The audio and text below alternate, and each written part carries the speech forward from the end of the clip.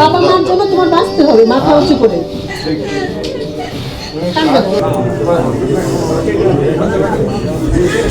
গত শুক্রবার ভোর থেকে রাত পর্যন্ত দীর্ঘ সময় ধরে স্বামীর বাড়ির দরজার সামনে বাবা মাকে নিয়ে অন্বেষণ করা গৃহবধূ মল্লী মল্লিক ফিরে যেতে পারলেন না তার স্বামীর সংসারে।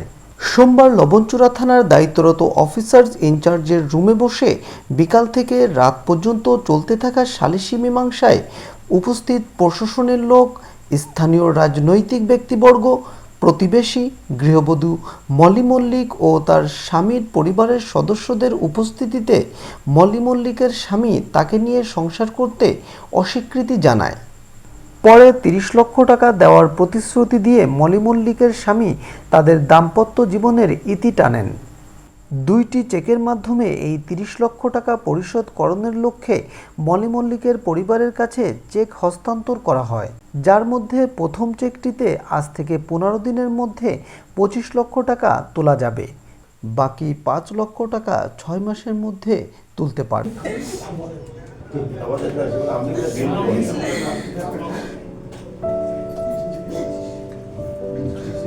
২৫ লক্ষ টাকা ও অন্য একটি চেকের শেষ করে নি, অন্য একটি চেকের মাধ্যমে ৫ লক্ষ টাকা পরিশোধ করবেন। প্রথম চেকটি ১৫/৭/২০২৬ তারিখের মধ্যে ক্যাশ হবে এবং দ্বিতীয় চেকটি আগামী ৬ মাসের মধ্যে ক্যাশ হবে, পরে না, ৬ মাসের মধ্যে ক্যাশ হবে। পরবর্তীতে স্ট্যাম্পের মাধ্যমে উভয় পক্ষের সম্মতিতে আরো একটি আপোষনামা লেখা হবে, সেখানে বিস্তারিত লেখা থাকবে।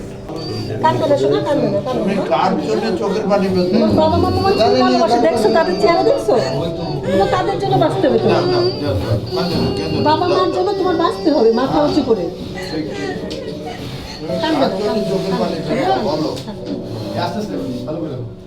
যে তোমার সে না তো, হ্যাঁ ও তোমার ছিল না, আর ও তোমাকে নেয়নি, গ্রহণ করেনি।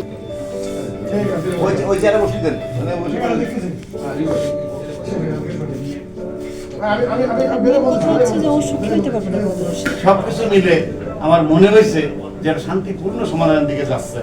আর সবার আগে আমরা ডাক্তার সাহেব কই, তোমার বাবা জীবনের অনেক মূল্য আছে, তুমি যদি এই নিয়ে জোরাজুরি করো তাহলে তোমার জীবনটাই বিধ্বস্ত হয়ে যাবে। আর ওই মেয়েটা গরিব হলেও ওর জীবনের অনেক মূল্য আছে, এবং ও যে সুন্দর করে কথা বলতে পারে সেই কথা কিন্তু তুমি বলতে পারো না, এটা সত্য। এবং সবাই তার কথার দিকে ইয়ে করবে, আমরা সবাই তার দিকে এলে পড়ছে যে কেন জানি, কারণ তার মানে অ্যাপিয়ারেন্স, তার বক্তব্য শুনে সবকিছু মিলে আমি মনে করি যে তোমরা কষ্ট হলেও মেনে নাও।